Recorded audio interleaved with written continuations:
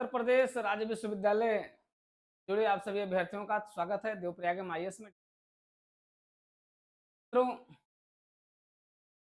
उत्तर प्रदेश लोक सेवा आयोग की एक शानदार भर्ती राज्य विश्वविद्यालय में सहायक कुलसचिव के रूप में आपकी लगभग 1 वर्ष हो गया इसका विज्ञापन जारी हुए, और अब का रिटर्न एग्जाम भी हो गया। अब उसका परिणाम भी आने वाला था, परिणाम भी आने वाला है। और इसी बीच माननीय लोक सेवा आयोग ने आप सभी अभ्यर्थियों के तो एक्सपीरियंस सर्टिफिकेट और डॉक्यूमेंट्स वेरिफिकेशन के लिए सूचनाएं मांग ली गई हैं। एक कॉमन प्रक्रिया है, एक सामान्य प्रक्रिया है। लोक सेवा आयोग अपनी उन परीक्षाओं में जहां पर अनुभव की आवश्यकता होती है, वहां सामान्यतः प्रक्रिया का पालन करता है। हालांकि अगर आप 2018 परीक्षा को देखें, 2014 को देखें, 2007 को देखें, इन पिछली परीक्षाओं को देखें, एक लंबा समय लगा था परीक्षाओं के फाइनल होने में। लेकिन ये उम्मीद की जा रही थी कि जो 2024 की ये राज्य विश्वविद्यालय की परीक्षा है, 1 वर्ष के भीतर ही फाइनल हो जाएगी। और उम्मीद यही बढ़ी है। जब इसका मेंस हुआ तो लग रहा था कि हाँ, अब बहुत जल्दी फाइनल हो जाएगी। हालांकि मुख्य परीक्षा का सफल संचालन हो गया, मूल्यांकन कार्य भी इसका पूरा हो गया, स्क्रूटनी भी अपने फाइनल स्टेज में है, और अब परिणाम देने की भी तैयारी हो रही थी। इस लोक सेवा आयोग ने अपना एक नोटिफिकेशन जारी कर दिया है, जैसा कि आशा भी की जाती थी कि आयोग, लेकिन थोड़ा सा विलंब कर दिया। लोक सेवा आयोग को यही सूचना रिटर्न एग्जाम देने के तत्काल बाद या मान लिया और पहले थोड़ा सा जारी करना चाहिए था, जिससे कि पर्याप्त समय भी रहता अभ्यर्थियों के पास। मित्रों, अब आपको इस सूचना के तहत कई महत्वपूर्ण कदम उठाने हैं। आपको निर्धारित तिथि के भीतर इन सूचनाओं को मौजूद कॉलम पर भर करके लोक सेवा आयोग के पास भेजना है। यद्यप समय कम है, लेकिन फिर भी आपको थोड़ा सा तीव्रता दिखाना पड़ेगा, और उसी तीव्रता के क्रम में अपने आपके जो एकेडमिक जितने भी आपके डॉक्यूमेंट्स हैं वो आपको भेजना है। आपको आरक्षण के दावेदारी से संबंधित जो आपके प्रमाण पत्र हैं उनको आपको टाइम से भेजना है। सभी प्रमाण पत्रों को आपको समय से पूर्व एक तो आपको पहले भेज देना है, उसके बाद फिर इनके सभी की हार्ड कॉपी आपको लोक सेवा आयोग को प्रेषित करना है, और वो भी आपको समय ध्यान रखना है, समय से पहले सभी डॉक्यूमेंट्स वेरीफाई होकर के पहुंच जाए। ये सारी प्रक्रिया आपके लिए बहुत आसान है। तो सबसे जो टफ प्रक्रिया है उसी पर आते हैं, जो आप लोग लगातार कल से ही इस पर चर्चाएं हो रही हैं। थोड़ा सा जटिल है, लेकिन ठीक है, आते हैं देखते हैं क्या है और कैसे आपको इसको फुलफिल करना है, मतलब आपको इसे कैसे भरना है। देखिए, प्रारूप जो आया है, प्रारूप भेजना है। आपका जो नियुक्ति प्राधिकारी है, आपकी जो अपॉइंटिंग अथॉरिटी है, उसके द्वारा इसे प्रमाणित करके भेजना है। समस्याएं बहुत ज्यादा हैं। आप लोगों में से कई लोग ऐसे, ढेर सारे लोग हैं जो कई विभागों में अपनी सेवाएं दी हैं। जैसे मान लिया आर्मी के लोग हैं, एक्स सर्विसमैन के लोग हैं, तो कई विभागों में अपनी सेवाएं दिए हैं। लेकिन अब आपको अपने वर्तमान अथॉरिटी के साथ आपको इसे प्रमाणित करके और इसे तत्काल भेजना है। फिलहाल कोई डाउट्स नहीं है, आते हैं करना। कुछ क्लियर कट है, कुछ चीज़ों बड़ी क्लियर हैं, कुछ चीज़ों पर थोड़ा सा एक जटिल बनाने का प्रयास किया गया है। इतना भी जटिल नहीं है कि ना हो पाए। आते हैं देखते हैं क्या है कैसे है। देखिए, पहला पॉइंट आपका है अभ्यर्थी का नाम। पहले पॉइंट पर पहले कॉलम में तो आप अपना नाम लिखेंगे, और आपका जो अथॉरिटी है ना, यहाँ पर नियुक्ति प्राधिकारी, तो आपका नियुक्ति प्राधिकारी है।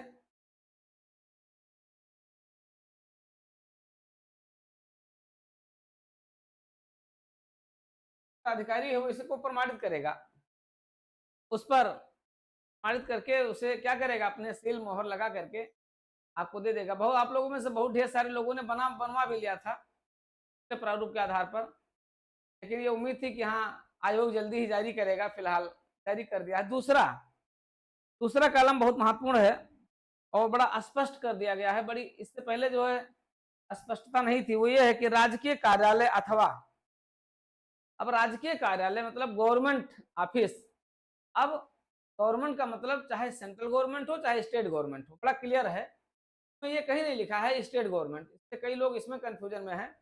आपके केंद्र सरकार के, भारत सरकार के आप हैं, आप उत्तर प्रदेश सरकार के हैं या किसी भी राज्य सरकार के कार्यालय में आप अगर हैं, गवर्नमेंट ऑफिस में, गवर्नमेंट कार्यालय के साथ आप अपनी सेवाएं दे रहे हैं, या फिर विश्वविद्यालय के कार्यालय से आप संबद्ध हैं, ठीक है, तो या तो आप विश्वविद्यालय सेवा में हैं या आप राज्य सरकार के और केंद्र सरकार के यानी सरकार के सरकारी सेवा में हैं। वहां से आपको लिखना है इसको कि राजकीय कार्यालय, विश्वविद्यालय के कार्यालय का नाम जहां अभ्यर्थी कार्यरत हैं, ठीक है, तो जहां आप कार्यरत हैं उसको आपको देना है और उस कार्यालय का नाम सहित आपको लिख करके देना है। ये भी नहीं है कि हाँ आपको, ठीक है, जो आपका कार्यालय है, जैसे मान लिया आपका है, आपका अगर लोक सेवा आयोग है, अब देखिए लोक सेवा आयोग भी वैसे अगर देखा जाए तो उत्तर प्रदेश लोक सेवा आयोग भी क्या है, उत्तर प्रदेश लोक सेवा आयोग, वहां भारत सरकार का लोगो मोटो लगा हुआ है, ठीक है, एक ऑटोनॉमस बॉडी है, मामले में कहता है तो ऑटोनॉमस बॉडी है, ठीक है। ऐसी स्थिति में ऐसे सभी सरकारी कार्यालय में आ जाएंगे, तो ये ध्यान रखना है कि इसमें सरकारी कार्यालय जरूर होना चाहिए, सरकारी कार्यालय से ही संबद्ध लोग होंगे। जो ये सूचना आई है, इस सूचना के आधार पर या तो आपका सरकारी कार्यालय हो दूसरे कॉलम में,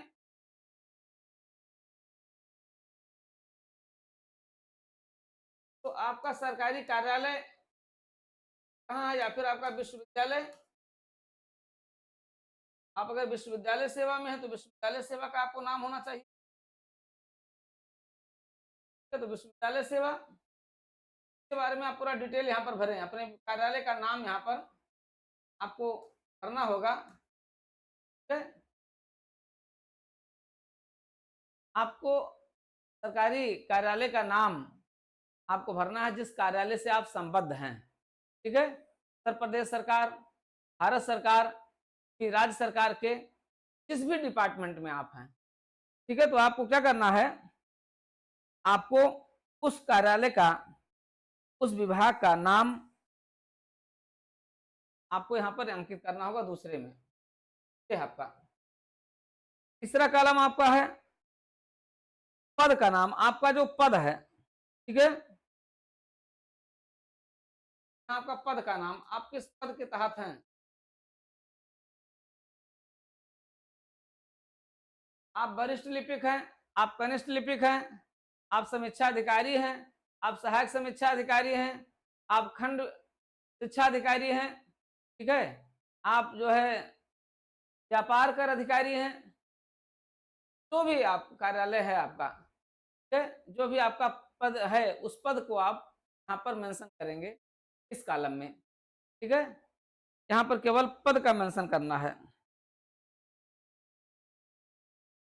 तीसरे कॉलम में। अब यहाँ पर भी थोड़ी सी समस्या आपके लिए आ रही है, ठीक है, कि आपका जो पद है, क्या वो पद, अब जैसे यहाँ पर राजस्व विभाग के अंतर्गत लोग आ रहे हैं, अब क्या राजस्व विभाग के अंतर्गत आप आ रहे हैं तो है तो वो सरकारी कार्यालय है, ऐसा नहीं है, राजकीय कार्यालय से ही है, ठीक है। अब यहाँ पर थोड़ी सी समस्या किसके लिए आ जा रही है, आपके शिक्षा विभाग से संबद्ध लोग हैं, क्योंकि वो परिषद है। अब क्या परिषद को आप सरकारी कार्यालय के रूप में मान्यता देंगे, नहीं देंगे या देंगे, फिलहाल के लिए तो आपको जो है अपने विभागीय नियुक्ति प्राधिकारी के साथ मिल करके इसको आपको दिखाना होगा।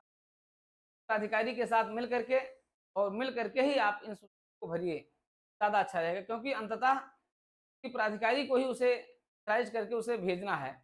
वो तभी प्रमाणित करेगा जब वो संतुष्ट होगा, इसलिए उसकी आवश्यक है। नियुक्ति प्राधिकारी के संतुष्टि होने के साथ ही आप इस कॉलम को भरेंगे। ठीक है? क्या अभ्यर्थी चौथे कॉलम में है आपकी सेवा से संबंधित, क्या आपकी सेवा का अवधि है।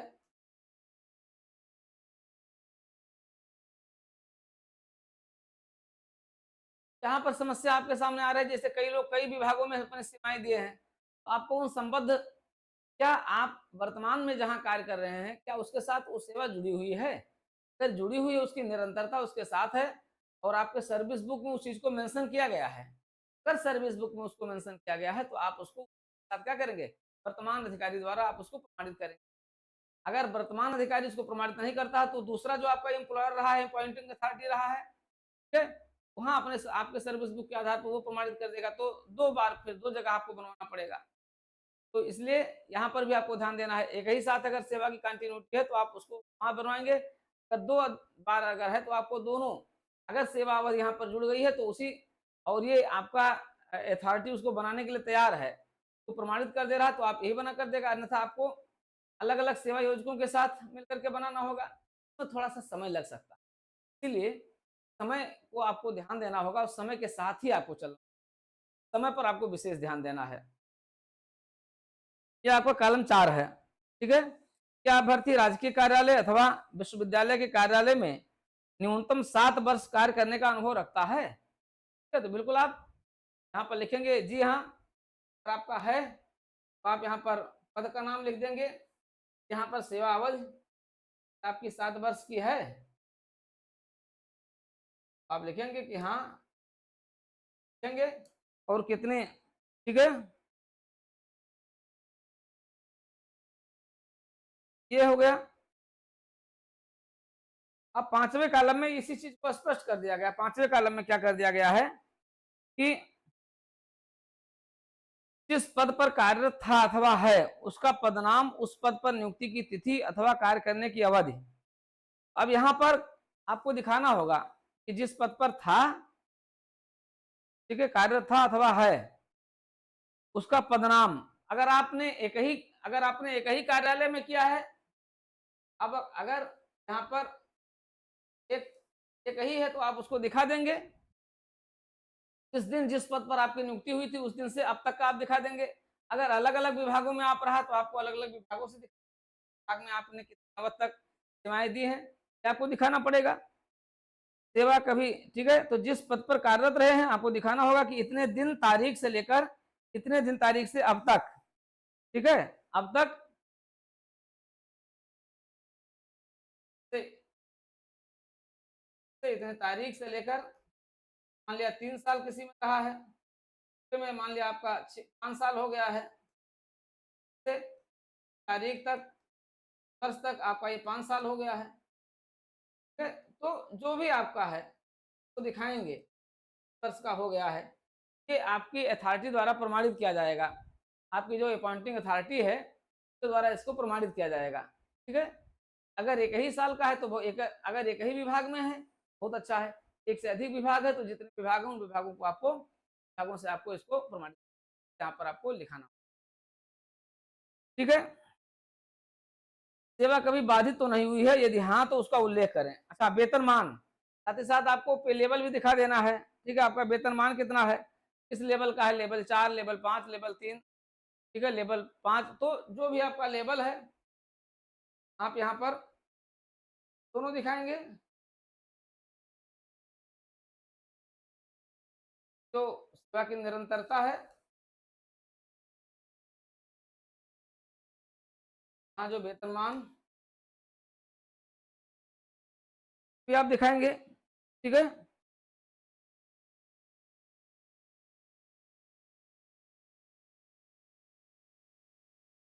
और जिस पद पर कार्यरत थे उसका पद नाम और नियुक्ति की तिथि और कार्य करने की अवधि आपका इसमें हो जाएगा। आपका हो जाएगा। वेतनमान आप दिखा देंगे, किस लेवल का है, कितना है, आप दिखा देंगे। इस तरीके से आपका कॉलम 5 भरा जाएगा। अब सबसे ज़्यादा समस्या कॉलम 7 की है। आते हैं, कॉलम 6 कहता है सेवा कभी बाधित तो नहीं हुई, यदि हाँ तो उसका उल्लेख करें। आपको दिखा देना है क्या कभी सेवा बाधित तो नहीं हुई है। अब जब नहीं, अगर बाधित नहीं है, बाधित नहीं तो आप दिखा देंगे कि बाधित नहीं है। ठीक है? अब ये सब जितना भी भरा जा रहा है ना, यहाँ पर आपका जो नियुक्ति प्राधिकारी है, सब नियुक्ति प्राधिकारी के ध्यान में रहेगा सारी चीजें, क्योंकि रिस्पॉन्सिबिलिटी कोई भी नियुक्ति प्राधिकारी जो इस पर अपना हस्ताक्षर करके दे रहा है, उस नियुक्ति प्राधिकारी की पूरी रिस्पॉन्सिबिलिटी आपके लिए होगी। ठीक है? तो उस रिस्पॉन्सिबिलिटी को, अकाउंटेबिलिटी का वो निर्वाह करेगा और उसी के तहत एक जो है प्राधिकारी इसको जारी करेगा। अगला है जो 7वां कॉलम है, जो सबसे सबसे बड़ा कॉलम यही है, 7वां कॉलम है। 7वां में कॉलम ए है, कॉलम बी है। ठीक है? अब कॉलम ए आपका कहता है क्या अभ्यर्थी हिंदी व अंग्रेजी, हिंदी व अंग्रेजी, हिंदी व अंग्रेजी दोनों में आलेखन का ज्ञान रखता है, यदि हाँ तो उसका आधार। देखिए शब्द, देखिए शब्द कितना डिप्लोमेटिक शब्द बनाया गया है। यहाँ शब्द क्या हो सकता था, क्या अभ्यर्थी हिंदी व अंग्रेजी व दोनों में, ये हो सकता था व दोनों में। तो क्या अभ्यर्थी हिंदी में व अंग्रेजी में व दोनों में, मतलब चाहे हिंदी हो चाहे अंग्रेजी हो व दोनों में, ये है। लेकिन यहाँ पर दिया है क्या अभ्यर्थी हिंदी व अंग्रेजी में या फिर दोनों में आलेखन का ज्ञान रखता है, यदि हाँ तो उसका आधार। ठीक है? अब आधार क्या आप लिखेंगे, सबसे बड़ी समस्या है आपके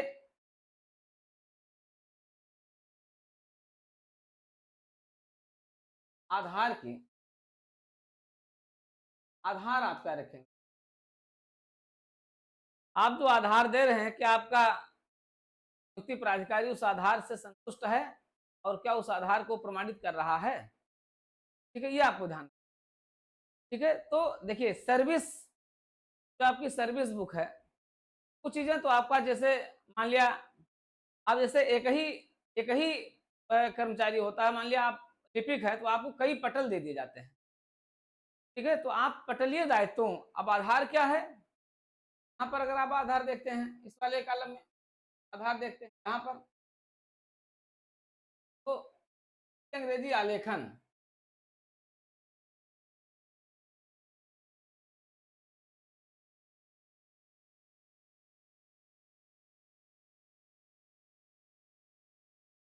आपका सबसे खतरनाक पॉइंट है। अब इसका आधार क्या हो सकता है, एक तो आपका सर्विस नेचर, जो आपकी सर्विस बुक रही है। ठीक है? एक तो वो हो सकता है।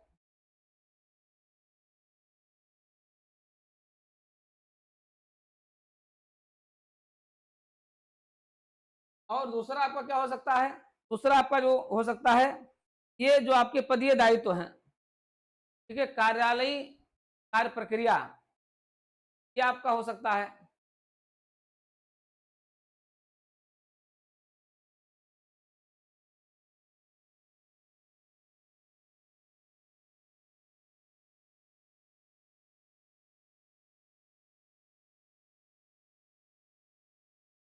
अब तो प्रमाणित करना, कार्यालयी कार्य प्रक्रिया का मतलब हो गया कि आपके कार्यालय कार्य प्रक्रिया में क्या आलेखन होता है। अब आलेखन होता है तो किस प्रकार का आलेखन होता है। ठीक है भाई, आपने हिंदी में ही आपका आलेखन होता है, उत्तर प्रदेश चलो, लेकिन अगर कोई अंग्रेजी का आ जाएगा तो आपको, अगर आप ही पटल सहायक हैं, यहाँ का मतलब क्या है, आप उस पटल के हैं। अगर मान लिया आप पटल के प्रभारी हैं, अगर आप उस पटल के प्रभारी हैं, तो आपको दोनों में हिंदी और अंग्रेजी, अगर कोई अंग्रेजी का आ जाता है तो चाहे आप जैसे भी करेंगे, लेकिन आपको उसको भी देखना पड़ेगा। ऐसा नहीं कि उसके लिए अंग्रेजी के लिए कोई अलग आता है। पूरे उत्तर प्रदेश भर में अंग्रेजी के लिए कोई अलग से प्राधिकारी नियुक्त तो नहीं है। ठीक है, अधिकारी कोई अलग से कोई पटल सहायक नहीं नियुक्त है, आप ही को दोनों देखना पड़ेगा। अगर आप हिंदी देख रहे हैं तो आपको अंग्रेजी को भी देखना होगा। ठीक है, तो कार्यालयीय कार्य प्रक्रिया कैसा है?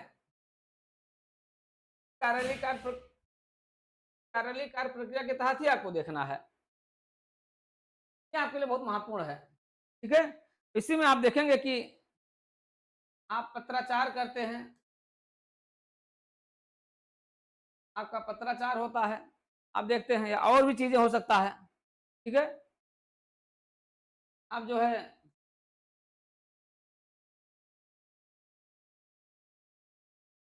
और भी चीजें हो सकती हैं, तो आपका ये पॉइंट आप यहाँ से डाल सकते हैं, आपका आधार क्या होगा, लेकिन इस पॉइंट पर आपकी अथॉरिटी को सेटिस्फेक्शन होना जरूरी है। ठीक है, वो सेटिस्फाई करेगा, वो सेटिस्फाई होगा तभी वो क्या करेगा, वो प्रमाणित करेगा।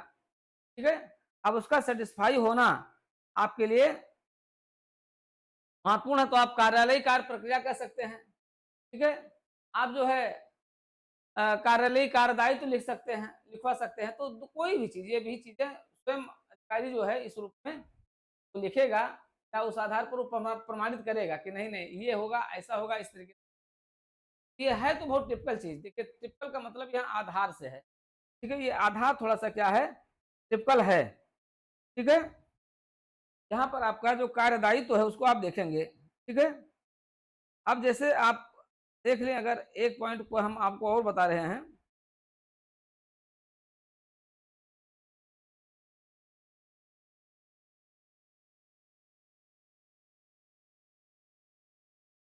जैसे पत्राचार आप कर रहे हैं। ठीक है, आप पत्राचार भी कर रहे हैं, पत्रों का रखरखाव भी कर रहे हैं,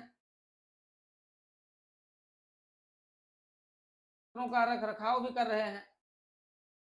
कोई भी अगर डॉक्यूमेंट्स आता है सरकार के यहाँ से, अगर कोई लेटर आता है आपके विभाग में, तो उसका भी रखरखाव आप ही की जिम्मे है, रखरखाव भी आप कहते हैं, तो भी आप करते हैं, ये भी आपका एक हो सकता है। ठीक है, इन दोनों को आपको देखना होगा। ठीक है, और ये रखरखाव चाहे हिंदी में हो चाहे अंग्रेजी में हो। ठीक है, दोनों में। अब ये पत्राचार आपका हिंदी में भी हो सकता है, अंग्रेजी में है भी होगा, और अंग्रेजी में भी होगा, ये आपका हो सकता है। तो एक आधार आपका ये बन सकता है। ठीक है, अगर आपके सर्विस में स्पष्ट रूप से उल्लिखित है आपका सर्विस उसी नेचर का है, तो सर्विस का नेचर और आपके कार्यालय कार्य का नेचर, ये दो आधार बनेंगे। हमने कई लोगों से पता भी किया, उन्होंने भी इस चीज को बताया।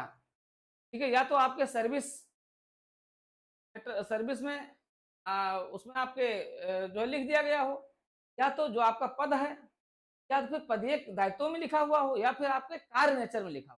इस कार्यालय कार्य प्रक्रिया का आप संचालन कर रहे हैं, वहां पर अगर ये उल्लिखित है, आप ऐसे ऐसे पटलों का आप देख रहे हैं वहां पर जिनका रख रखाव कर रहे हैं, ये अगर होगा तो आप उस चीज को दिखा सकते हैं, और आपका अधिकारी यही लिखेगा भी। आप आपका अधिकारी जो होगा, अगर उसको लिखना भी पड़ेगा तो भी इसी चीज को लिखेगा। तो इसलिए परेशान होने की जरूरत है, बस आपका जो नियुक्ति प्राधिकारी है वो संतुष्ट है, नियुक्ति प्राधिकारी इसी को आपको लिखता है। अब देखिए बी कॉलम आपका है, ये तो आपका ये कॉलम हो गया। आप देखिए सबसे खतरनाक है बी कॉलम। देखिए, अकाउंट अगर आप अकाउंट का ज्ञान, अगर वो एकेडमिक ज्ञान मांगते तो विज्ञापन में लिखना चाहिए था, जहाँ एकेडमिक ज्ञान की आवश्यकता है अकाउंट की। ठीक है, अब अकाउंट का ज्ञान तो मांगा नहीं गया है विज्ञापन में, केवल अनुभव मांगा गया है। आप जो कार्य कर रहे हैं उन कार्यों में क्या अकाउंटिंग का कार्य आता है? अब अकाउंट होता क्या है? अब यहाँ पर अकाउंट का मतलब होता है लेखाओं, लेखाओं का मतलब होता है, लेखा क्या होती है कि जो वित्तीय लेन देन होते हैं आपके विभाग में।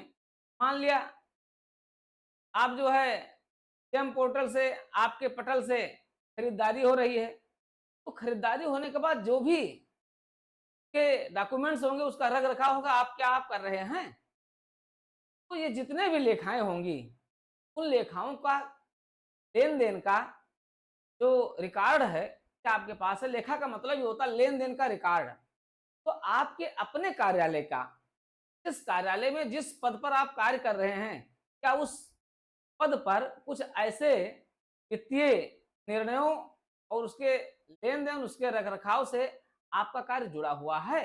अगर जुड़ा हुआ है आप उसको लिखेंगे और आपका अधिकारी उसको प्रमाणित करेगा। आपका नियुक्त अधिकारी उसको प्रमाणित करके क्या करेगा, सील मोहर लगा देगा और आप इसी को क्या करेंगे, लोक सेवा आयोग के पास। ये है थोड़ा सा टफ है, लेकिन यहाँ पर अधिकारियों को भी बड़े दिल का होना पड़ेगा।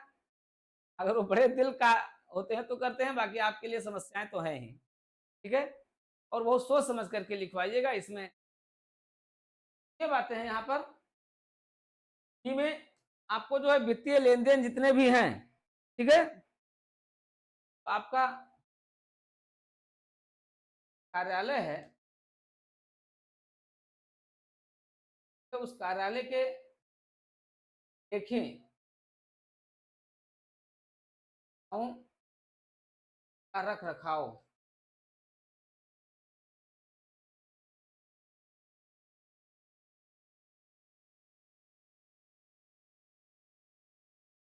रख रखाव क्या आप करते हैं,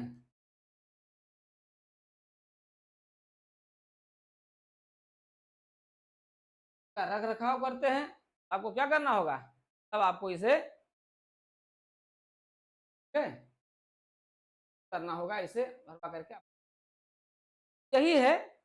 और कार्यालय की लेखाओं का रख रखाव और इनके बारे में जो भी आपकी जानकारी है, ठीक है, जो आपके पदीय कर्तव्य हैं, रख रखाव के दायित्व हैं,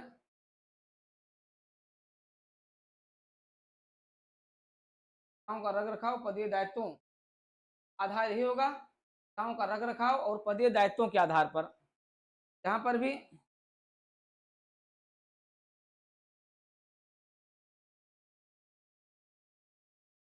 आधार क्या बनेगा, पदीय दायित्वों, यहाँ पर भी आप कर सकते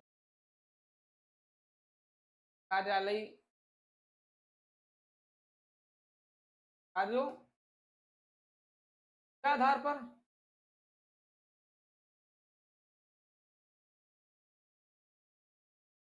ये आपको दिखा कार्यालय के लेखाओं का रख रखाव पदीय दायित्वों व कार्यालयी कार्यों के आधार पर आप करते हैं, तो आपको क्या करना होगा, आप इसको, तो यही है तो लोक सेवा आयोग ने एक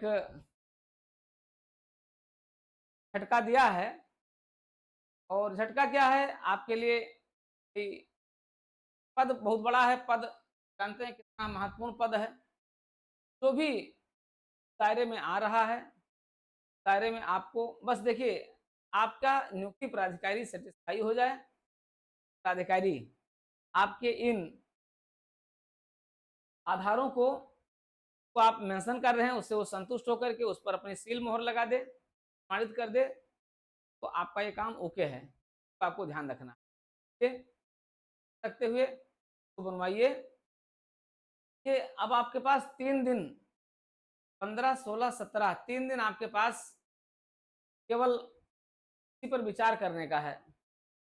तो सबसे अच्छा तो यही रहेगा जिससे आप लोग एक अपना ग्रुप भी बना लें, जिससे अपने अपने एक ग्रुप बना लें।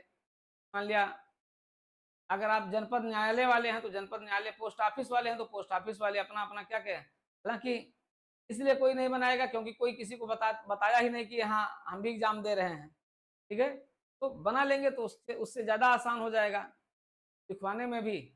पोस्ट ऑफिस वाले हो गए, आपके न्यायालय वाले हो गए, आपके जो है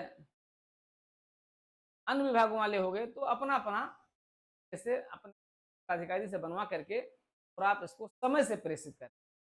अगर आयोग डेट नहीं बढ़ाता है तो डेट बढ़ाने की भी बात कर रहे हैं, अगर आयोग डेट बढ़ा देता है तो अच्छी बात है, नहीं डेट बढ़ाता है इसी डेट के अंतर्गत देंगे।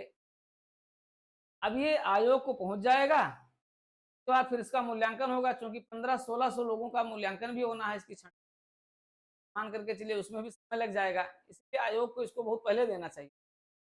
लेकिन आयोग है, क्या कर सकते हैं, उसका काम ही है काल-फीताशाही विलंबित करते रहना, आपको ना मरने देना, ना जीने देना। कामों को तेज़ी भी किया जा सकता था। फिलहाल जो भी है, तो आपको करना ही पड़ेगा, तो आप कुछ कर ही नहीं सकते। फिलहाल आयोग जो आपको झटका दिया है, उस झटके के तहत आपके पास यही विकल्प है, विकल्पों का आप पालन करें और निर्धारित प्रारूप को आप समय से आयोग के कार्यालय आप प्रेषित कर दें। बाई हैंड भी जाकर के आप जमा कर सकते हैं। आप रजिस्टर्ड डाक से भी उसको प्रेषित कर सकते हैं। ये सारे ऑप्शन आपके पास हैं। फिलहाल इन सभी पर लोगों की ये चर्चाएँ और सुविधाएँ चलती रहेंगी और देखिए आप लोग बनवा करके ज़रूर सभी लोग इसमें भेजने का प्रयास करें, अच्छा रहेगा। बाकी छँटनी करना आयोग का कार्य है, अब आयोग किस आधार पर अपना छाँटता है, क्या करता है, देखेगा। ठीक है मित्रों, तो फिलहाल अभी यहीं तक, फिर भी हम अगर इस पर आपको सैटिस्फाई नहीं होते हैं, अगर कुछ और भी आपको जानकारी चाहिए, तो आप बने रहिएगा। आईएएस के साथ, देवप्रयागम के साथ जारी जारी रहेंगी। लेकिन आप पास 15, 16, 17 3 दिन का समय है। इसी बीच में आप डिसाइड कर लें और अपने विभाग को अगर ऑनलाइन आपको सूचना देना है, ऑनलाइन अगर भेजना है तो आप इसी टाइम भी भेज दीजिए और 18 तारीख से जिससे आपका काम शुरू हो जाए और 24-25 तक ये आपका करके तैयार हो जाए। अपने सारे डॉक्यूमेंट्स कर लीजिए। हम इसीलिए कहते थे अपने डॉक्यूमेंट्स को जरूर मेंटेन कर लीजिए। डॉक्यूमेंट्स को मेंटेन कर लीजिए और फिर आपका अब अगला चरण होगा, आपका साक्षात्कार होगा। इसमें कितना विलंब होगा?